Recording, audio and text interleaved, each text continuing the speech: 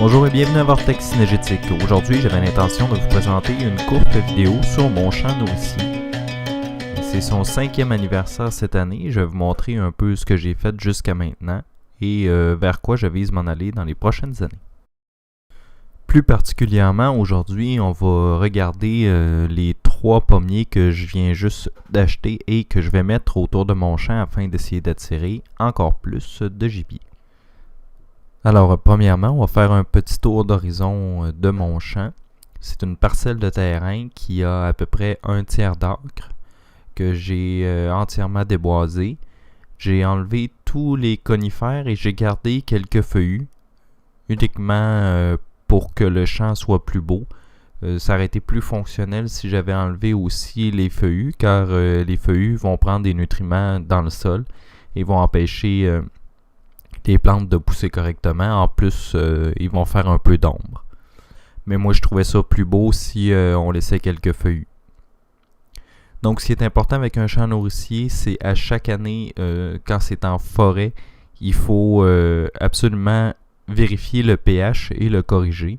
Mon sol était excessivement acide, donc on recommande de mettre un maximum de 3 tonnes de chaux à l'acre. Étant donné que j'ai 1/3 d'acre, moi je mets 1 tonne de chaux par année. Étant donné que j'avais un sol qui est quand même assez argileux, j'ai opté pour un morceau, une parcelle de terrain qui avait une faible pente. Comme ça, l'eau ne s'accumulera pas dans mon champ nourricier. Aussi, il a fallu que j'enlève les racines et que j'enlève toutes les branches de bois. Donc la première année, j'avais semé du soya. Et ensuite de ça, j'ai uniquement semé du mélange B avec de l'avoine. La raison pour laquelle j'ai semé du mélange B et de l'avoine, c'est que c'est excessivement facile à trouver. Donc moi je le prends à la coop, puis ça coûte vraiment pas cher. Et ça fonctionne vraiment bien. Donc j'ai un beau champ de trèfle et d'avoine. Si on regarde un peu où je m'en vais avec la caméra, j'ai une petite étendue d'eau que j'ai fait creuser là avec une pelle mécanique. Et puis en arrière de l'étendue d'eau, on voit aussi que j'ai une deuxième saline. Donc les animaux ont tout ce qu'il faut dans le secteur, un coin pour manger, un coin pour avoir de l'eau et mes 2 salines. Mon projet de champ nourricier m'a aussi permis d'apprendre un peu la patience, parce que quand on fait un champ nourricier, il ne faut pas s'attendre à avoir des résultats immédiatement. Donc notre société étant ce qu'elle est, on est habitué à avoir tout de suite et maintenant. Donc avec un champ nourricier, ça me permet de me fixer un but à long terme et de pouvoir y arriver, de voir l'amélioration à chaque année. Je trouve ça super intéressant. Si on vient maintenant à la raison pour laquelle on est ici, moi et mon garçon, c'est parce qu'on a choisi 3 pommiers, qu'on va les semer autour du champ, à des endroits où il y a beaucoup de lumière. Ça va permettre ainsi, dans quelques années, d'avoir des magnifiques pommes pour nos chevreuils. La première chose qu'il faut prendre en compte lorsqu'on achète des pommiers, moi j'ai choisi 2 sortes, le Sweet 16, j'en ai acheté 2 comme ça, et j'en ai acheté aussi un de la catégorie Freedom. Donc, c'est important d'avoir 2 sortes de pommiers pour la pollinisation. Pour que ça se fasse correctement, il faut absolument avoir au moins 2 sortes de pommiers. Côté matériel, on a besoin de pas grand-chose. Moi, ce que j'ai acheté, c'est du supplément pour les racines, un peu de poudre d'os et aussi du tube pour empêcher les lièvres de manger les troncs.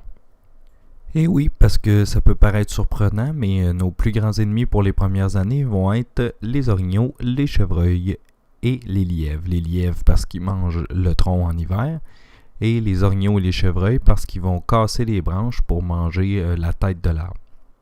Donc il va falloir aussi les protéger.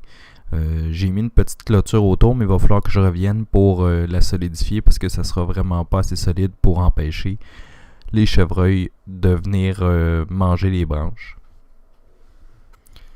Donc, pour planter nos pommiers, c'est pas très difficile. On commence par creuser un trou qui est à peu près 1,5 fois la grosseur de l'arbre qu'on veut planter. Ensuite de ça, on mélange un peu de poudre d'os et un peu de nutriments dans la terre qu'on a sortie du trou. Et puis, finalement, moi, ce que j'aime bien faire, c'est mélanger un peu de terre noire avec la terre que j'ai sortie du trou pour être sûr que l'arbre soit dans une très bonne terre là, autour de lui. Donc, on ajoute peut-être un sac là, de terre noire par arbre qu'on plante. Les arbres que j'ai choisis, moi, ont une grandeur d'à peu près 8 pieds. Donc, c'est déjà des arbres qui sont assez vieux. Ça coûte environ une quarantaine de dollars là, par pommier.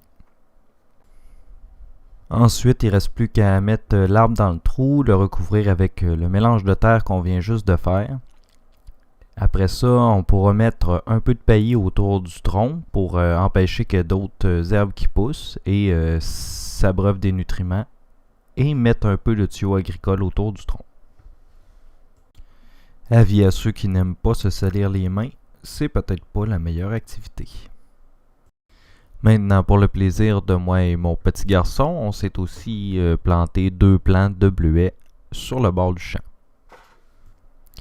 Ceci nous amène à l'heure du lunch et après avoir repris des forces en mangeant un bon repas, nous allons retourner nous reposer à la maison. Je vous laisse donc sur les paroles de mon petit garçon de 4 ans. Marco, c'est bon. Je file bien la nature. Ouais. Tellement beau là, la nature. Tellement beau là que comment les arbres étaient en train de pousser là que. C'est tout pour cet épisode. Je vous remercie d'avoir été là.